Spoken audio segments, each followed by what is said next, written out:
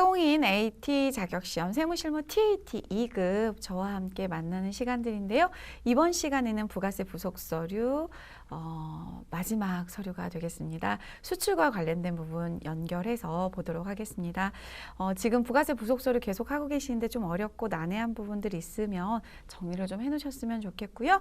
이번 시간에 저희가 수출과 영세율 관련된 내용들을 살펴보면서 그 관련된 프로세스는 어떻게 진행이 되는지 만나보는 시간 갖겠습니다.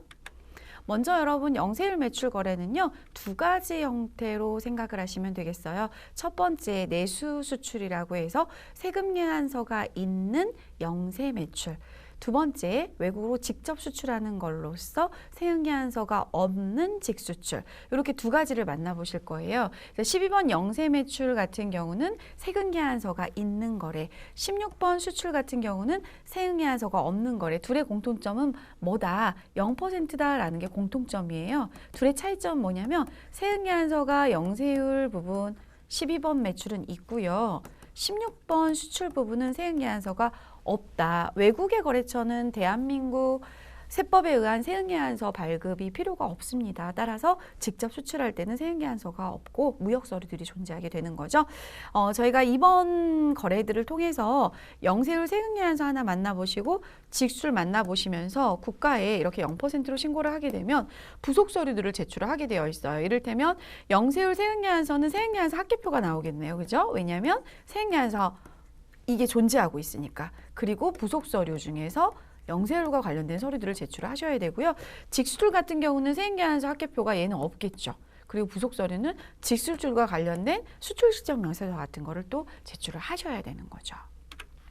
자, 먼저 영세율 매출 거래에서 영세율의 기본 의미부터 좀 살펴보도록 하겠습니다. 일정한 재화 또는 용역의 공급에 대해서 영예세율 적용하는 제도를 영세율이라고 해요. 그 결과 부담이 완전히 없어지는, 즉 부가가치세가 완전히 제거되는 완전면세 제도의 형태를 보이고 있어요. 즉 저희가 만약에 내수 매출을 안 하고요, 외국으로 수출만 하는 무역회사라고 본다면 여러분 매출세액은 얼마가 될까요? 0원이 되겠죠. 왜요? 대한민국은 수출하는 재화에 대해서 영예세율을 적용하도록 허락을 하고 있거든요. 그럼 매출세액 빼기 매입세액을 해서 저희는 납부를 하게 되는데, 매출세액이 0이 나온다면 사업을 하기 위해서 뭐 컴퓨터를 사시거나 필요한 내용들에 대한 어떤 매입이 쭉 이루어지면 사업자로서 매입세액이 있잖아요. 그럼 그 매입세액을 전액 다 돌려받게 되죠. 왜요? 매출세액이 0원이니까. 따라서 이걸 완전면세 제도라고 이야기를 합니다. 여러분 저희가 왜 면세 품목들 입력할 때 뭐 책이며 잡지며 신문이며 교육이며 뭐 이런 내용들을 좀 면세를 보셨잖아요. 네, 면세하고 영세율은 다른 거예요. 면세는 부가가치세법상 사업자가 아닌 면세업자인 거고, 영세율은 부가가치세법상 사업자인 쪽에 속하는 거예요. 단 수출하는 재화나 정책적인 목적에 의해서 그 거래들 중에 0%를 적용받을 수 있는 것들이 있다면 해주게 되겠다라는 거고, 영세율이 적용이 되더라도 이 부분들에 대해서 부가세 신고가 진행이 되기 때문에 매입세액은 전체 다 공제를 받게 됩니다. 세금 예한서 발급 의무가 없는 직수출 거래는 저희는 16번 수출 매출로 입력을 하게 되면 부가세 신고서에 세금 예한서 없는 자리에 수출 자리로 가게 되어 있고요. 로컬 LC나 구매 확인서, 여러분 로컬 LC는 내국 신용장이라고 하고요. 이제 구매 확인서라는 영세율을 증명해 주는 서류가 또 있어서 등이라는 표현을 쓴 거고요. 이런 것들에 대한 구비 서류가 있다면 영세율 세금 예한서 발급 거래는 12번 영세 매출로 입력을 하게 됩니다. 또한 부가가치세 신고 시 수출 실적 명세서와 영세율 첨부 서류를 함께 제출을 하셔야 돼요. 그럼 여러분 여기서 로컬 LC는 어떤 의미가 있냐면요. 저희가 외국에서 A라는 국내 업체에게 물건 좀 보내주세요. 이렇게 이제 오더가 떨어졌어요. 그러면 얘네들이 자국 은행에 LC 신용장을 발급을 받아서 우리나라 은행에 로컬 LC를 발급받을 수 있는 조건을 갖추게 되는 이 A 업체가 얘가 물건을 사와야 얘한테 수출을 할 수 있다. 이런 프로세스라면 B라는 국내 업체에게 얘를 발급받아서 이렇게 주게 돼요. 그럼 얘는 이걸 수취하게 되고, 공급자 입장에서 얘 A한테 공급을 할 때 로컬 LC가 존재한다면 0%로 세금 예한서를 작성을 할 수 있게 되는 거예요. 로컬 LC는 신용장인데 국내에서 발급했다 그래서 내국 신용장이라고 부르는 거고요. LC는 원신용장이고요. 근데 로컬 LC가 아니고 구매 확인서 같은 것도 또 은행에서 영세율을 증명해 주는 서류예요. 그런 내용들이 있다면 이렇게 0%를 허락을 받게 된 거죠. 자, B도 국내, A도 국내니까 얘네 둘이 거래할 때는 세액계산서가 오고 갔지만 얘네 둘이 거래할 때는 세액계산서가 없다는 거죠. 따라서 여기도 0%긴 한데 세금계산서가 없는 직수출이 되는 거예요. 이 부분은 저희 더존 스마트A 프로그램에서는 16번 수출로 입력을 하게 되고요. 이 부분은 12번 영세 매출로 입력을 하게 돼요. 그러면 부가세 신고서 각 란에 다르게 반영이 되는 거죠. 자, 여기서 잠깐 제가 실무에서 좀 경험했던 이야기를 좀 할게요, 여러분. 이게 엄청 헷갈리는데요. 뭐가 헷갈리냐면 이 로컬 LC를 누가 발급을 받게 되냐면 얘가 발급받게 되겠죠. 근데 얘는 누구한테? B한테 물건을 사오는 입장이 되는 거죠. 단지 이 서류를 받아서 얘한테 주게 되면 얘는 이 서류를 근거로 얘한테 영세율 세액계산서를 발급하게 돼요. 자, 부가세 신고를 B도 하고 A도 하겠죠. 이 영세율 첨부 서류를 누가 부속 서류로 제출할까요? 이거 질문 제가 되게 많이 받아요. 왜냐하면 A 업체도 이 서류를 갖고 있고 B 업체도 이 서류를 갖고 있다 보니까 부가세 신고할 때 이 A 업체는 영세율 세액계산서 수취한 업체니까 52번 영세 매입으로 입력을 하거든요. 그런데 이 B 업체는 영세율 세액계산서를 발급한 경우니까 12번 매출로 세금계산서를 입력을 하겠죠. 자, 누가 로컬 LC를 국세청에다 신고할 때 첨부 서류 제출하게 되죠? 얘죠. 근데 이 질문이 왜 많이 들어오냐면요. A가 이걸 발급을 하거든요. 그러다 보니까 자기네들 서류에 이 부분이 있다 보니까 여기 혼란스러운 거예요. 실제로 얘는 매출을 일으킨 누가? B가 영세율 첨부 서류로 제출을 하게 되는 거예요. 그래서 여러분이 저하고 이제 케이스 보시는 거 두 가지 있거든요. 12번하고 16번 보실 텐데 이 12번을 보면서 누가 A 입장이고 누가 B 입장인지 생각해 보시면서 보셔야 될 것 같아요. 자, 이러한 영세율 매출거래 실무 프로세스는 앞서 말씀드린 것처럼 세금계산서가 있다면 12번 영세 매출로 가시고 세금계산서가 없다면 16번 수출 매출로 영세율을 적용하셔서 영세율 첨부 서류와 세금계산서 합계표는 얘만 있겠죠? 12번 영세. 네, 세액계산서 합계표 그리고 수출 실적 명세서를 제출하시면 되고 결국은 부가가치세 신고서에 반영이 되는데요. 여러분 부가세 신고서에 보시면 매출 쪽에 영세율 자리가 두 가지로 나눠집니다. 세금계산서가 있는 영세율 자리가 5번 란이거든요. 그리고 기타라고 써져 있는 영세율 자리가 6번 란이에요. 자, 5번으로 가는 아이는 누굴까요? 12번 영세겠죠. 6번으로 가는 아이는 기타 쪽에 가는 아이는 16번 수출 매출이겠죠. 이렇게 연동해서 보시면 되겠습니다. 자, 이제 로컬 LC도 앞에서 좀 말씀을 드렸는데요. 로컬 LC하고 구매 승인서가 있다면 구매 승인서, 구매 확인서 같은 말이에요. 저희는 영세율을 적용받을 수가 있어요. 자, 이 거래는 국내 공급임에도 불구하고 영세율을 적용해 주겠어라는 거죠. 적용 대상은 관련 서류가 있는 국내 공급일 경우, 즉 내국신용장이나 구매확인서가 있을 경우 공급 시기는요. 내국신용장에 의해서 공급하는 재화는 국내 거래이기 때문에 거래가 되는 일반적인 공급 시기 있죠. 저희 부가가치세법에 보면 재화 같은 경우는 인도일, 용역 같은 경우는 영무의 제공이 완료된 때 뭐 이런 기준을 적용해서 공급 시기를 적용하시면 되고요. 과세표준은 내국 신용장에 표시된 금액을 과세표준으로 계산한 금액을 가지고 하시면 돼요. 내국 신용장에 표시된 원화 표시 금액은 원화 표시 금액으로 적용을 하시고 외화 표시 금액은 공급 시기일 현재 기준 환율이나 재정 환율을 조회하셔가지고 적용하시면 되겠어요. 세금 계산서는 당연히 국내 거래이니까 발급하셔야 되는데 구매 확인서나 내국 신용장이 있기 때문에 영세율을 허락 맡은 거나 진배 없는 거다. 그래서 0%로 가게 되는 거고요. 첨부 서류는 관련된 서류들을 내국 신용장, 구매 확인서, 영세율 첨부 서류, 수출 대금, 입금 증명서 이런 것들을 첨부하게 되고요. 실제로 여러분이 국세청 홈택스에 신고를 하시게 될 때요. 요런 이제 서류들을 만약에 넣어야 되는 상황이다. 그러면 기본적으로는 더존에서 연동이 돼가지고 백데이터로 연결되는 아이들이 있어요.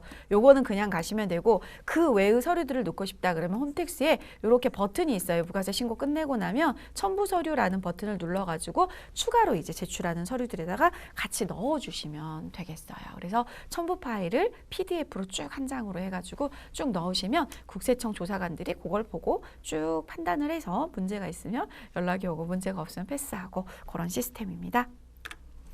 자, 이제 문제 한번 풀어볼게요. 먼저 앞서 보셨던 로컬 LC, 내국 신용장에 의한 국내 공급 거래인데요. 저희 회사가 골든슈즈고 저희 회사가 영세율 세금계산서를 발급한 상황이네요. 스타 신발에게. 그럼 제 생각에는 아까 국내 A가 얘라고 보시면 되겠죠. 얘가 아마 이걸 외국으로 수출할 수 있고요. 저희 회사한테 이걸 사간 거죠.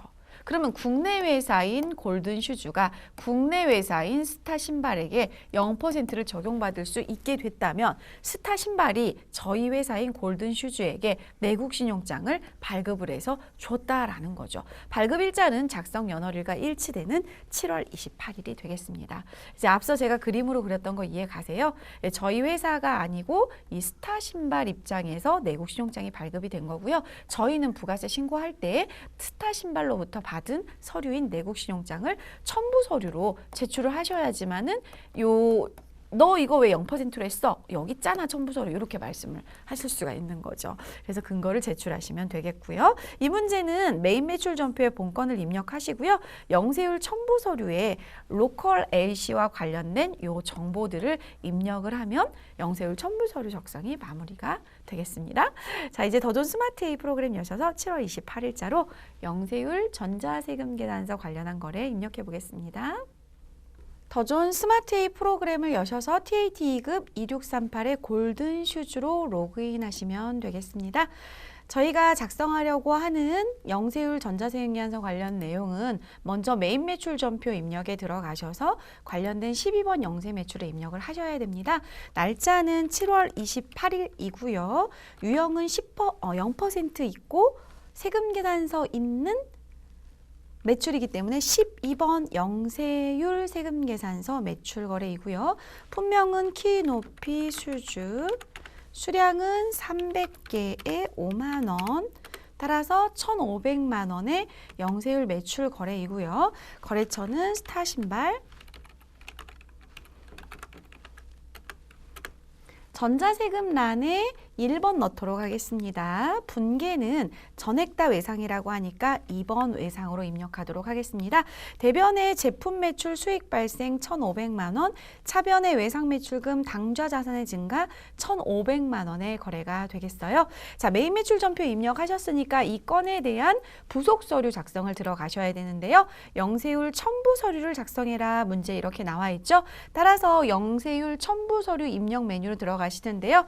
부가가치세 원 메뉴에 보시면 6번째 줄 정도의 영세율 첨부 서류가 보여집니다. 클릭하셔서 작성해 보겠습니다. 자, 문제에서 주어져 있는 내용대로 작성하시면 되고 저희는 7월에 매출을 했으니까 7월로 열어주시고요. 명세서 1번 선택하셔서 내국 신용장 서류를 작성하는 거고요. 발급자는 한국은행, 발급 일자는 2020년 7월 28일. 선적일자는 여러분 얘가 외국으로 수출되는 거면 선적일자가 있겠는데 주어져 있지 않았기 때문에 넘어가시고요. LC 번호 되어 있는 부분은 문제에서 제시된 L2020A-12345X로 기록을 해주시면 되겠습니다.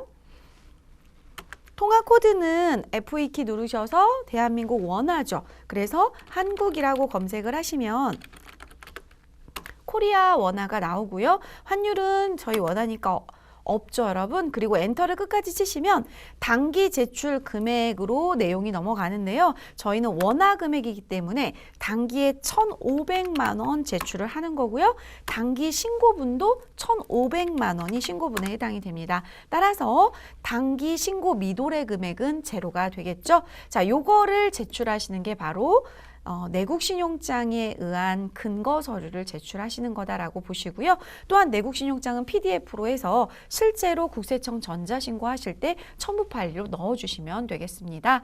자, 이렇게 해서 12번 영세 매출 입력 마무리하셨고 그리고 영세율 첨부 서류 입력해 봤습니다. 이번에 봐야 될 부분은 직수출 부분입니다. 즉 세금계산서가 없는 다이렉트로 외국으로 수출한 경우입니다. 국내 물품을 외국으로 반출하는 것으로서 유무상에 관계없이 외국으로 반출하는 모든 재화는 영세율을 적용을 하게 됩니다. 자, 얘는 공급 시기가 어떻게 되냐? 여러분, 선적일 또는 기적일인데요. 선적은 배에 실는 거, 기적은 비행기에 실는 거. 보통 저희가 이제 수화물 업무하는 거 자체가 배 아니면 비행기겠죠. 그래서 공급 시기는 선적일, 기적일로 보는데 여러분이 이제 그 수출 업무를 진행을 할 때 받게 되는 서류가 저희 이제 샘플 예제에 있는데 수출 관련된 서류를 받게 되면 유니패스라고 하는 사이트 있어요. 여기 들어가셔서 수출 신고 번호를 넣게 되잖아요. 그러면 이 수출 신고 번호에 의해서 얘가 조회가 돼요. 그래서 선적일이 며칠입니다 라고 나오거든요. 그러면 그걸로 메인 매출 전표의 작성 연월일이 되는 거예요. 아주 중요한 얘기죠. 왜냐하면 시험에서는 작성 연월일이 틀리면 틀리는 거고요. 제가 어떤 사례를 봤냐면요. 이제 제가 하고 있는 수출업체 중에서 그 수출 신고 서류가 이렇게 되어 있는 거예요. 예를 들어서 2019년 12월 31일 날 수출 신고 서류에 대한 서류 작성일이 있는 거예요. 그런데 요거를 깜빡 잊고 전달받지 못한 거예요. 그러고 나서 그 다음에 보니까 그 다음 부가세 신고할 때 보니까 어머 여기에 빠져 있는 거예요. 이 수출 신고 이름은 이제 수출 신고 필증이었는데 요걸 보고 뭘 조회했냐면 이 수출 신고 번호를 가지고 유니패스에서 선적일을 조회를 했더니 다행히 2020년 1월 2일이 선적일이더라고요. 이런 사례가 있었어요. 그러면 여러분 얘는 수정신고 할 필요 있어요? 없어요? 없어요. 왜요? 수출 신고 번호, 수출 신고 서류에는 신고일이 12월 31일이었지만 선적일이 언제였으니까 2020년 1월 2일이었으니까 우리는 2020년도 1월 달에 해당하는 기수의 부가세 신고에 얘를 넣기만 하면 별 문제가 없었어요.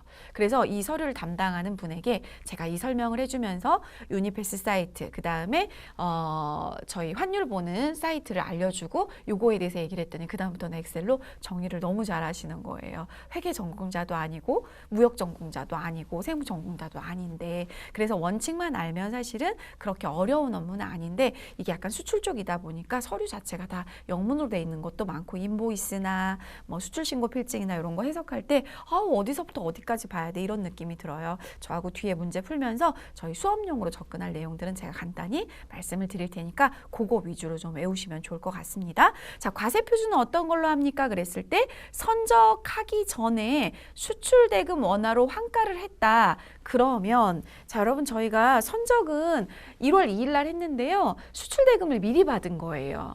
선수금으로 받은 거죠. 그래가지고 이걸 대한민국 원화로 바꾼 거예요. 그러면 세법은 환가한 금액이 과표의 1번을 형성을 해요. 플러스 남아있는 금액이 있겠죠. 남아있는 금액은 외국환 거래법에 의한 기준환율과 제정환율 금액으로 환산한 금액. 즉 저희가 만약에 1,000달러를 수출을 했는데 이 중에 100만큼은 미리 받아갖고 원화로 환가했어요. 그리고 나머지 900만큼은 나중에 받을 거예요. 이렇게 된다면 얘를 구성하는 과세 표준은요. 이 100달러만큼 환가한 금액 플러스 900달러 남은 금액의 기준환율이나 제정환율을 곱한 금액이 되니까 두 덩어리의 금액이 과표를 형성하게 되는 거예요.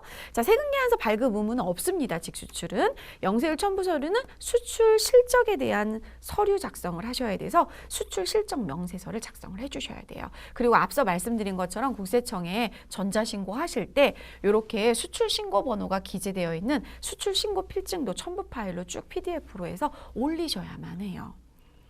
자, 이렇게 해서 이제 직수출과 관련된 문제 한번 살펴볼 텐데 앞서 제가 유니패스라고 말씀을 드렸잖아요. 관세청이라고 조그만 글씨 안 보이실 텐데 이 유니패스라는 사이트 한번 이번 강의 끝나고 나서 들어가 보세요. 거기에다가 5번에 있는 신고번호, 메인 화면에 신고번호 쓰는 한 있거든요. 넣으시면 신고일자는 2020년 7월 25일이지만 선적일자는 언제다 이렇게 나와요. 여기서는 문제가 선적일이 7월 30일로 선적한 이렇게 나오네요. 그러면 실제로 신고한 날은 7월 25일이지만 선적한 날이 7월 30일이면 저희는 16번 수출을 쓸 때 7월 30일로 전표 작성을 들어가야 돼요. 왜냐하면 메인 매출 전표를 7월 30일로 작성을 해야지만 이 부분이 부가가치세 신고 7월, 8월, 9월에 반영이 될 거 아니에요. 따라서 뭐 귀속 기간이 월 똑같은데 상관없지 않나요? 아니요. 여러분 있잖아요. 이거 신고일자 25일자 신고하고 선적일자 30일자 이렇게 혹시 잘못 넣으시고 환율 조회를 잘못하시면 환율 틀리다고 에러도 나와요, 여러분. 아주 정확하게. 그래서 여러분이 요거를 기준을 설정하셔야 돼요. 즉 누가 중요하다? 부가가치세법은 앞서 보셨던 것처럼 공급 시기를 선적일로 보겠다라고 해서 선적일이 중요하다. 이제 본 서류는 상당히 복잡한데 여러분 제가 A4 용지 한 장 되는 이 종이를 이렇게 오른쪽으로 일부 잘랐어요. 그래서 여러분이 보는 A4 용지 한 장이 위아래로 있다고 보시고요. 시험 문제를 푸실 때는 항상 이제 누가 수출했어라는 걸 친절하게 누가 누구한테 수출했어라는 걸 이렇게 문제에서 자꾸 주거든요. 근데 읽을 줄도 아셔야 되겠죠. 저기 수출 대행자 여기 2번에 보시면 골든슈즈가 보여지고 있죠. 그리고 구매자 4번에 보시면 동경기업이라고 주어져 있죠. 골든슈즈가 동경기업에 수출했어.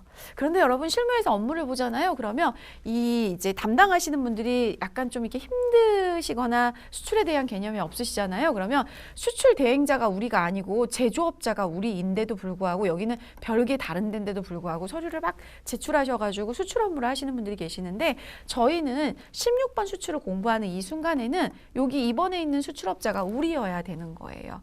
구매자가 여기고 만약에 이 중간에 있다면 얘가 수출하는 게 아니고 얘가 만들어서 얘한테 넘겨서 이 수출업자가 수출하게 되는 거니까 이 서류도 무조건 막 넣으시면 매출이 과대 계상되잖아요. 그러니까 잘 보셔야 되고요.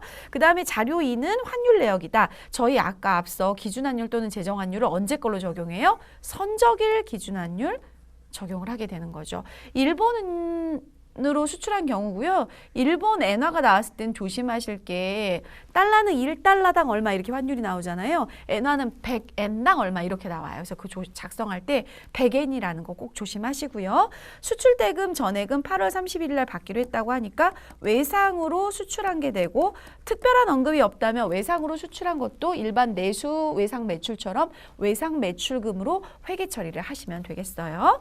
자, 평가 문제는 메인 매출 전표에 전표 입력하라고 하니까 7월 31일로 16번 직수출 입력해 주시고요. 수출 실적 명세서 작성하라고 하는데 이 부분에서 이제 하나 또 말씀을 드릴게 여러분 저희가 작성 일자하고 16번은 봤는데 수출 실적 명세서 작성할 때 이제 관련되는 내용은요. 이 5번에 있는 신고 번호하고요. 그리고 여기 결제 금액 있죠.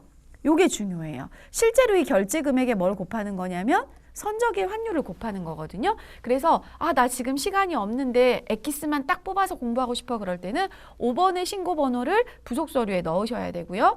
결제 금액 있는 거를 선적일 환율로 곱하셔야 되고요. 그 금액이 이제 과세 표준이 되겠죠. 물론 선적일 이전에 원화로 환가한 게 있다면 그 환가한 금액 플러스 남은 잔금에다 선적일 환율을 곱하시면 돼요.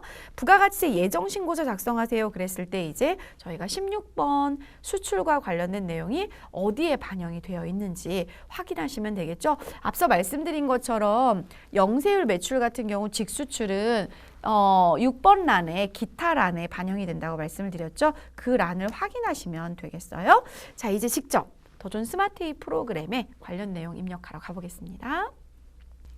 더존 스마트A 프로그램에 2638 주식회사 골든슈즈로 로그인을 하셔서요. 첫 번째 문제 메인 매출 전표에 수출 신고 필증과 연결되는 메인 매출 전표 입력을 하도록 하겠습니다. 저희는 선적일로 입력해야 되기 때문에 7월 30일 선적일로 16번 수출 매출로 넣어주시고요. 품명은 여러분 수출 신고 필증에 보시면 26번 줄에 건강신발이라고 기록이 되어 있습니다. 건강신발 수출하셨고 수량은 1000박스에 단가 JP 엔화로 780이라고 되어 있는데 앞서 말씀드린 것처럼 기준환율 또는 재정환율로 선적일 환율을 적용을 해서 과세표준을 적용할 거기 때문에 수량과 단가 입력은 생략하고 공급가액의 계산 근거에 의해서 입력을 해보도록 하겠습니다. 자, 저희가 선적한 금액의 결제 금액은 78만 엔화예요. 780 하나 둘 셋. 그런데 얘는 100엔당 7월 30일 선적일 엔화가 1,100원이라고 합니다. 그러면 100엔당 1,100원이니까 동그라미 2개 빼면 곱하기 11 이렇게 해주신다면 858만 원의 거래 금액이 나옵니다. 이 금액이 엔화 금액을 원화 금액으로 7월 30일 날 재정환율로 환산한 금액이에요. 여기서 100엔당을 못 읽으셔가지고 실수로 100을 더 곱하게 되면 금액 자체가 틀려서 전표 자체가 틀리게 되는 케이스가 되니까 엔화가 나오면 반드시 조심하셔야 되겠습니다. 따라서 공급가액 금액에 858만 원 입력해 주시고요. 직수출이니까 영세율이고요. 거래처명은 동경기업에 수출을 하고 있습니다. 전자세액예안서는 발급이 안 되는 거니까 패스. 분계는 수출대금 전액을 2020년 8월 31일에 받기로 했기 때문에 2번 외상으로 넣어주시고요. 대변의 제품 매출 수익 발생 858만 원, 차변의 외상 매출금 당좌 자산의 증가 858만 원의 거래가 되겠습니다. 자, 두 번째 문제는 요거에 대한 근거를 부속 서류를 제출해라 라는 거죠. 그게 바로 수출 다이렉트로 하셨다면 직수출, 수출 실적 명세서 제출하시면 되는데요. 클릭하셔서 수출 신고 필증 보시고 관련 내용을 넣어보도록 하겠습니다. 7월달 귀속이니까 7월부터 9월까지 2기 예정으로 넣어주시고요. 수출 신고 번호 5번 동그라미에 있습니다. 092121800588874 자동으로 하이픈 들어가고요. 선적일은 2020년 7월 30일. 통화 코드는 F2키 누르셔서 저희 엔화 일본이라고 검색하도록 하겠습니다. 일본 엔. 환율은 100엔당 1,100원이에요, 여러분. 그러면 여기에다가 만약에 제가 1,100원이라고 이렇게 입력을 하잖아요. 그러면은 얘가 1,100원으로 인식이 되고 외화 금액을 넣으실 때 저희 JP 엔화가 얼마냐면 48번의 결제 금액 보면 78만 엔화예요. 넣어볼게요. 그대로 780 하나 둘 셋. 그러면 여러분 원화가 어떻게 계산이 되죠? 어마어마한 금액으로 계산이 되죠? 이 부분 조심하시라는 거죠. 그럼 어떻게 해야 돼요?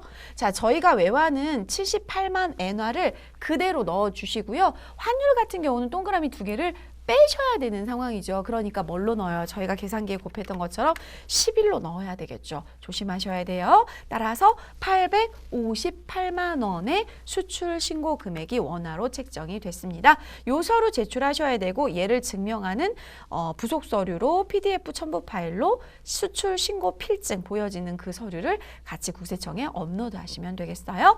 자, 이렇게 하고 났더니 부가가치세 예정 신고서에 요 내용을 한번 확인해 봐라 라고 나와 있죠. 따라서 부가세 예정 신고에 가셔서 7월부터 엔터 9월까지 엔터. 자, 어디에 들어가 있을까요? 수출이니까 여러분 영세율에 들어가 있어야 되는데 영세율 부분에 기타 자리에 들어가야 이 직수출이 나오는 거죠. 안 보여지네요. 그럼 어떻게 해요? 세로 불러오기 예스. 들어왔죠. 858만 원. 영세율이기 때문에 세액 자리는 회색으로 표현되면서 0원이죠. 여기까지 확인을 하면 완벽하게 확인이 된 거죠.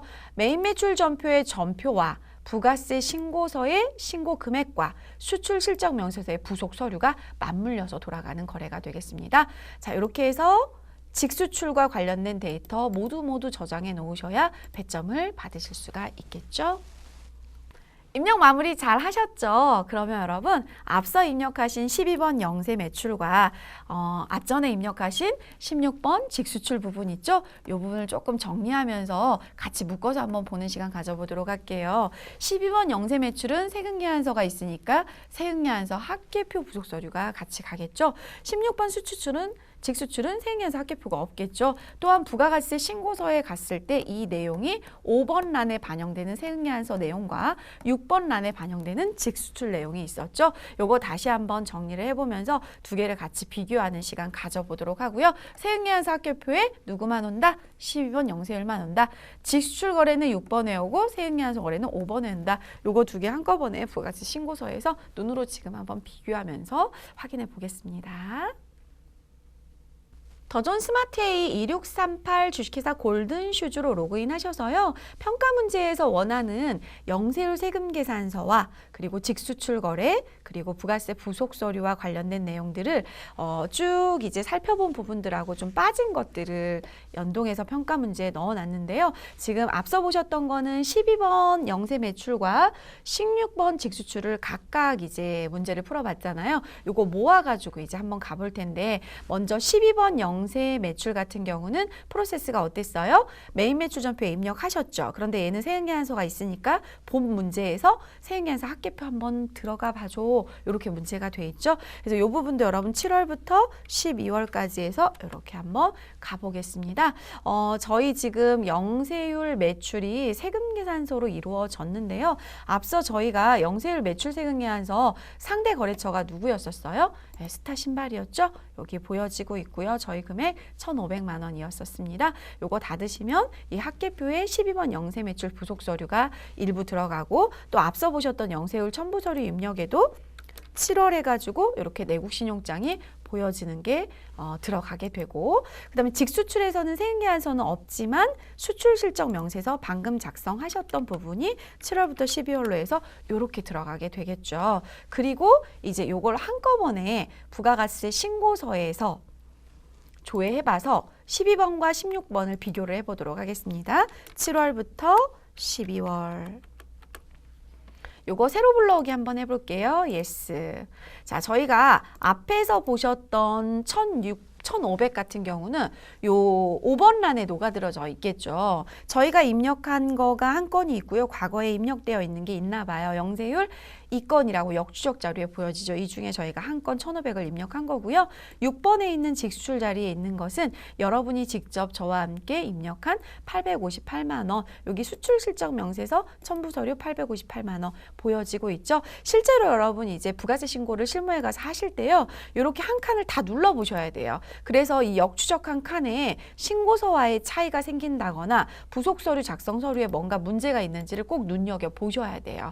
그래서 이를테면 저희가 이렇게 6번 란을 눌렀을 때 영세율 금액하고 신고서와의 차이가 없다라고 보여지고 있고 수출 실적 명세서가 보여지고 있다. 이런 부분들이 확인이 돼야 되고, 간혹 이제 여러분이 깜빡 잊고 서류를 작성 안 하게 됐을 때 신고서와의 차이가 생기게 되면 그거를 풀어내시면 돼요. 자, 그래서 비교하는 내용 보셨는데 중요한 건 12번 영세는 여기로 들어간다. 16번 직수출은 여기로 들어간다. 이렇게 보시면 되겠어요. 자, 이렇게 해서 영세율 매출과 관련된 데이터들을 모두 다 입력해보고 조회 업무까지, 수행 업무까지 해봤습니다. 6강 마무리 정리 수행 팁 살펴보도록 하겠습니다. 영세율 매출 거래를 저희 함께 만나보셨는데요. 메인 매출 전표 입력에 12번 영세 매출과 16번 수출 매출 차이점은 뭐였죠? 세액계산서가 있냐 없냐. 둘의 공통점은 뭐였죠? 0%이다라는 거죠. 그러면 이 차이점인 세금계산서에 의해서 달리 번호를 줄 수밖에 없었죠. 과세당국인 국세청은 세금계산서가 정말 중요한 서류이기 때문에 세금계산서가 있는 것과 없는 것을 각 란 5번, 6번으로 구분해서 신고서를 만들어놨죠. 따라서 더존 스마트웨이 프로그램에서 이렇게 구분해서 코드를 줄 수밖에 없는 거고요. 영세율 매출 거래 실무 프로세스는 저희가 첫 번째로 이렇게 12번, 16번으로 매출 입력을 하고 나면 부가세 부속 서류에 12번 영세 매출과 연관된 첨부 서류, 16번 직수출과 연관된 수출 실적 명세서, 그리고 12번 같은 경우는 세액계산서가 있으니까 세액계산서 합계표라는 부속 서류가 작성이 되죠. 그렇게 하고 나서 세 번째로는 부가세 신고서에 가보면 5번 란에 세금계산서가 있는 영세율, 6번 란에 세금계산서가 없는 직수출로 구분해서 조회가 됩니다. 자, 이번 시간에 영세율 매출과 관련한 내용 정리해 보았습니다. 6강 마무리하면서 나와 대화하기 시간 가져보도록 하겠습니다. 여러분 어떤 일이나 어떤 공부를 하실 때 빼어나게 잘해보려고 노력하신 적 있으세요? 네, 똑같은 일을 해도요. 어떤 분은 되게 빼어나게 잘하려고 노력을 하고 어떤 분은 시간 싸움에서 이겨야 되니까 좀 빨리 하려고 하고 일의 과중에 따라 조금 다를 것 같아요. 그런데 이 직원 신입사원이 들어와서 이렇게 일을 시켜보면 이건 어느 정도의 일에 이제 무거움과 가벼움도 있겠지만 성격인 것 같아요. 어떤 일을 맡겼을 때 빼어나게 잘하려다 보니까 시간이 많이 걸리는 경우가 있고요. 시간 싸움에서 이기려다 보니까 좀 대충 하는 경우가 있는데 이제 그런 케이스는 우선 접어두고 여기서 말하고 싶은 거는요. 어떤 게 저희한테 주어졌을 때 이를테면 유리창 닦는 게 주어졌어요. 책상 닦는 게 주어졌어요. 쓰레기통 비우는 게 주어졌어요. 그랬을 때 그거 역시도 빼어나게 잘하려고 노력해 보면요. 거기서 즐거움이 와요.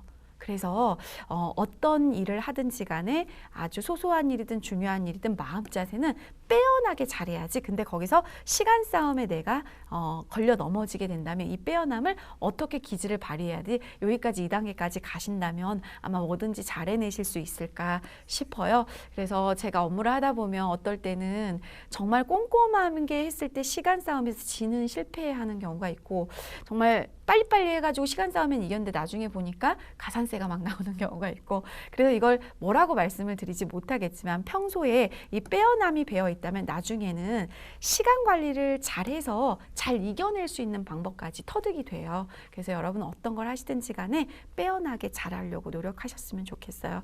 시험 문제 70점 맞으면 합격이거든요. 근데 나는 90점 맞을 거야. 이런 마음 중요해요.